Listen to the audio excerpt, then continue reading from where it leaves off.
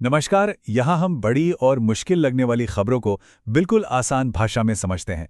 तो चलिए बिना देर किए शुरू करते हैं आज का विश्लेषण। चलिए शुरुआत करते हैं दुनिया की दो बड़ी खबरों से।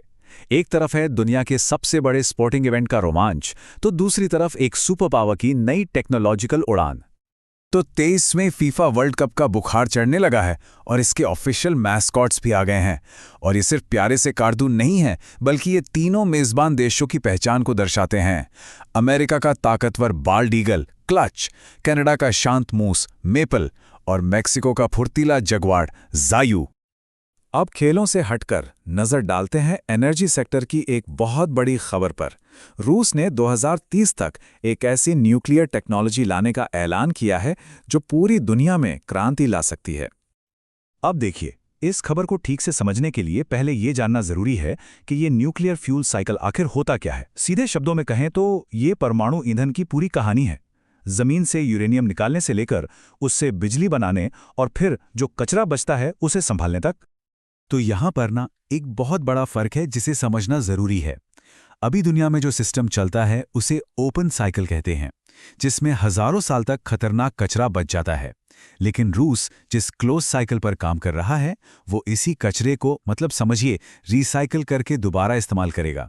ये न्यूक्लियर सेफ्टी के लिए एक गेम चेंजर हो सकता है। तो दुनिया की बड़ी हलचलों के बाद अब जरा भारत पर फोकस करते हैं और बात करेंगे एक ऐसे पद की जो हमारे देश के कानूनी ढांचे की रीढ़ है। एक बड़ा ही दिलचस्प सवाल है कि जब कभी भारत सरकार पर ही कोई केस हो जाए तो अदालत में सरकार का पक्ष कौन रखता है, सरकार का वकील कौन होता है? तो इसका जवाब है अटॉर्नी जनरल। ये देश के सबसे बड़े कानून अधिकारी होते हैं। समझिए सरकार के चीफ लीगल एडवाइजर और सुप्रीम कोर्ट में सरकार के सबसे बड़े वकील।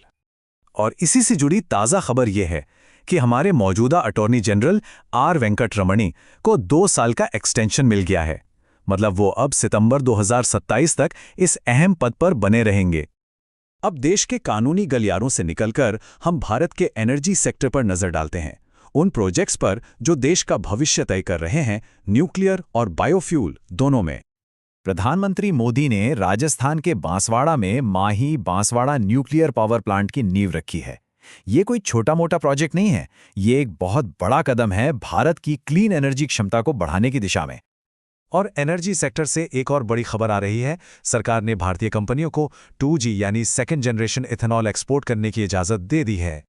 अब ये 1G 2G ये सब है क्या? देखिए, इनमें एक बहुत बड़ा फर्क है। 2G इथेनॉल को मंजूरी मिलना इसलिए खास है क्योंकि ये खाने पीने की चीजों से नहीं बल्कि खेती के कचरे जैसे पराली या गन्ने की खोई से बनता है। तो जाहिर है ये कहीं ज्यादा सस्टेनेबल और पर्यावरण के लिए बेहतर है। एनर्जी की बात हो गई, अब बात करते हैं इंसानी सेहत की। हेल्थ केयर सेक्टर से 2 बहुत जरूरी खबरें हैं। एक तो देश में अपनी तरह की पहली पहल है और दूसरी एक ग्लोबल अवेयरनेस से जुड़ी है। ये जो नंबर स्क्रीन पर है 1,80,00,000, ये कोई मामूली आंकड़ा नहीं है। ये उन लोगों की संख्या है जो हर साल पूरी दुनिया में दिल की बीमारियों की वजह से अपनी जान गंवा देते हैं। ये वाकई में एक ग्लोबल हेल्थ इमरजेंसी है और इसी वजह से वर्ल्ड हार्ट डे इतना जरूरी हो जाता है। ये वर्ल्ड हार्ट फेडरेशन और WHO की पहल है ताकि लोगों को दिल की सेहत के बारे में जागरूक किया जा सके। और 2025 की थीम है डोंट मिस अ बीट, मतलब अपनी दिल की धड़कन का ख्याल रखें। इसी बीच भारत के हेल्थ केयर सेक्टर में एक बहुत बड़ा कदम उठाया गया है। दिल्ली में देश का पहला सेंट्रल टिश्यू बैंक शुरू हुआ है। इसका सबसे बड़ा फायदा ये होगा कि अब जरूरी सर्जरीज सस्ती हो जाएंगी क्योंकि महंगे इंपोर्टेड टिश्यू की जरूरत कम हो जाएगी। उम्मीद है कि इससे सर्जरी का खर्च 25 से 30% तक कम हो सकता है। और अब आखिर में रुख करते हैं क्रिकेट की दुनिया का। यहां एक भारतीय खिलाड़ी ने एक ऐसा कारनामा किया है जो इतिहास बन गया है। रविचंद्रन अश्विन, ये नाम अब इतिहास में दर्ज हो गया है। वो ऑस्ट्रेलिया की मशहूर बिग बैश लीग में खेलने वाले पहले कैप्ड भारतीय पुरुष क्रिकेटर बन गए हैं। अब सवाल उठता है कि ये हुआ कैसे? ऐसा इसलिए मुमकिन हुआ क्योंकि उन्होंने भारतीय क्रिकेट के सभी फॉर्मेट से संन्यास ले लिया है। तो असल में ये रिटायर्ड भारतीय खिलाड़ियों के लिए एक बिल्कुल नया रास्ता खोलता है। तो आज हमने दुनिया की एनर्जी पॉलिसी से लेकर हमारे शरीर की कोशिकाओं तक का सफर तय किया। ये सारे इनोवेशंस हमारी दुनिया को बदल रहे हैं। अब सोचने वाली बात यह है कि अगली बड़ी कामयाबी, अगला बड़ा ब्रेक थ्रू किस फील्ड से आएगा? टेक्नोलॉजी से, पॉलिटिक्स से या फिर इंसानियत के किसी और पहलू से?